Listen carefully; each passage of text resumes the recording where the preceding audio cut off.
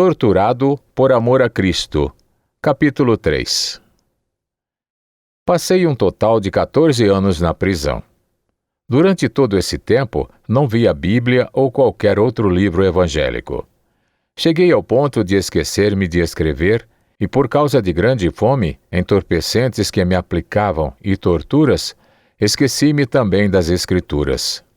Mas, no dia em que havia completado 14 anos de encarceramento, lembrei-me do versículo. Jacó trabalhou por Raquel 14 anos, e isto lhe pareceu pouco tempo, porque ele a amava. Pouco depois, eu era posto em liberdade. Em consequência de anistia geral em todo o país, em grande parte por influência da opinião pública norte-americana. Outra vez encontrei-me com minha esposa, que me havia esperado fielmente durante esses 14 anos. Começamos uma vida nova, em extrema pobreza, porque se alguém é preso, tudo que possui é confiscado.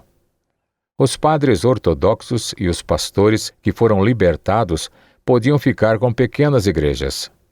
Foi-me entregue uma na cidade de Orsova.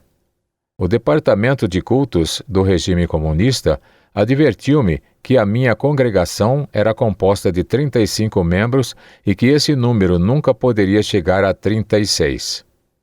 Também me foi dito que teria de ser agente do departamento e relatar à polícia secreta a respeito de todos os membros e manter todos os jovens fora da igreja. Este é o meio pelos quais as igrejas são usadas como instrumento de controle dos comunistas.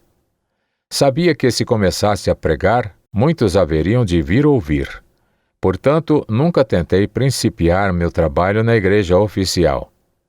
Trabalhei outra vez na igreja subterrânea, partilhando de todos os perigos e glórias desse trabalho. Durante os anos que passei na prisão, Deus operou maravilhas. A igreja subterrânea não estava mais abandonada e esquecida. Crentes americanos e outros haviam começado a nos ajudar e a orar por nós.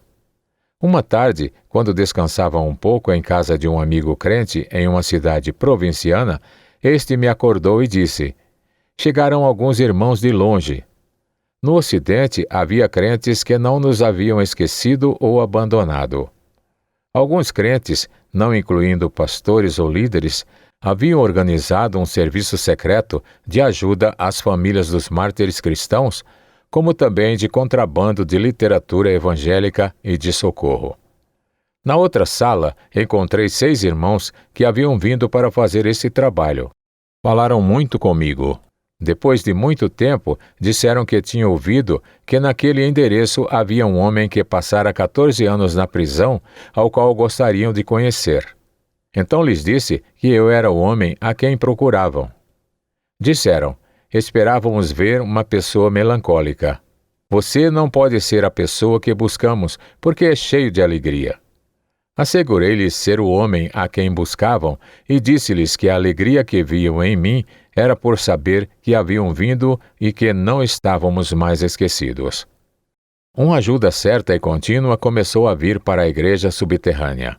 Por canais secretos, conseguimos muitas Bíblias e literatura evangélica em geral, como também ajuda material para as famílias dos mártires cristãos. Agora, com a ajuda destes, nós da igreja subterrânea podíamos fazer um trabalho bem melhor. Não era apenas o fato de nos trazerem a palavra de Deus, mas também o de sabermos que éramos amados. Eles nos trouxeram a palavra de conforto. Durante os anos de lavagem cerebral, ouvíamos com muita frequência: "Ninguém mais os ama, ninguém mais os ama, ninguém mais os ama." Agora, víamos crentes, tanto americanos como ingleses, que arriscavam a vida para mostrar que nos amavam. Aceitando nossos conselhos, desenvolveram técnicas do serviço secreto. Penetravam em casas já cercadas pela polícia secreta. A polícia não sabia que havia entrado. O valor dessas Bíblias contrabandeadas por tais homens jamais podem ser entendido por pessoas livres, americanas ou ingleses, que nadam em Bíblias. Minha família e eu não teríamos sobrevivido não fora a ajuda recebida dos crentes que oravam por nós. O mesmo acontece com muitos pastores ou famílias de mártires da igreja subterrânea nos países comunistas. Posso dar testemunho de minha própria experiência a respeito da ajuda material e, mais ainda, da ajuda moral que nos foi dada pela Missão Cristã Europeia da Inglaterra. Para nós, seus homens foram como que anjos enviados por Deus. Por causa do desenvolvimento do trabalho da igreja subterrânea, estive mais uma vez na iminência de ser preso. Então, desta vez, duas organizações, a Missão Norueguesa para os Judeus e a Aliança Cristã Hebraica, pagaram um resgate de 2.500 libras por minha pessoa. Podia agora deixar a Romênia. Por que deixei a Romênia comunista? Não a teria deixado, apesar dos perigos, se os líderes da igreja subterrânea não me tivessem constrangido a usar esta oportunidade de deixar o país para ser a voz da igreja subterrânea para o mundo livre. Eles desejavam que eu falasse em seu nome, a vocês do mundo ocidental, a respeito de seus sofrimentos e necessidades. Vim para o Ocidente. Meu coração, porém, ficou com eles. Se não entendesse que havia grande necessidade de vocês ouvirem a respeito dos sofrimentos e do trabalho corajoso da igreja secreta, jamais teria deixado a Romênia. Esta é, portanto, a minha missão. Antes de deixar meu país, fui chamado 2 vezes à polícia secreta.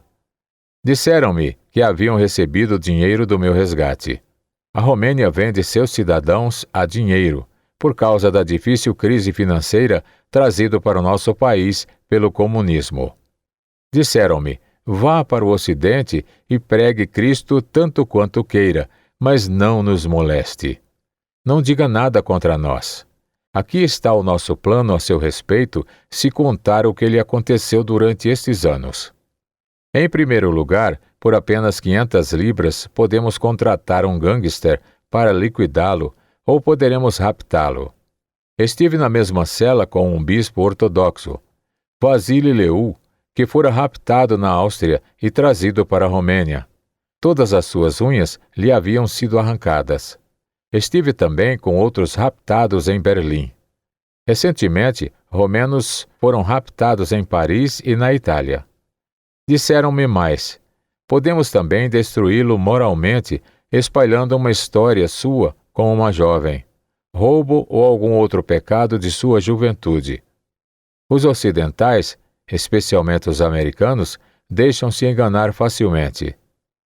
Depois de me haverem ameaçado, permitiram-me vir para o Ocidente. Têm muita confiança no processo da lavagem cerebral pelo qual passei. No Ocidente existem muitos que, como eu, passaram por lavagem cerebral, os quais foram reduzidos ao silêncio. Alguns deles até mesmo louvam o comunismo depois das torturas por que passaram. Os comunistas estavam bem seguros que eu também guardaria silêncio. Assim, em dezembro de 1965, eu e minha família deixamos a Romênia. Meu último ato, antes de partir, foi visitar o túmulo do coronel que me mandou prender e decretou os meus anos de prisão. Coloquei uma flor sobre o seu túmulo. Fazendo isto, dediquei-me a trazer as alegrias de Cristo que tenho para os comunistas, que são tão vazios espiritualmente. Odeio o sistema comunista, mas amo os seus homens. Odeio o pecado, mas amo o pecador. Amo os comunistas de todo o meu coração. Eles podem matar os crentes, mas o amor que eles têm por aqueles que os matam, esse amor eles não destroem. Não tenho o menor rancor aos comunistas, nem mesmo aos meus torturadores.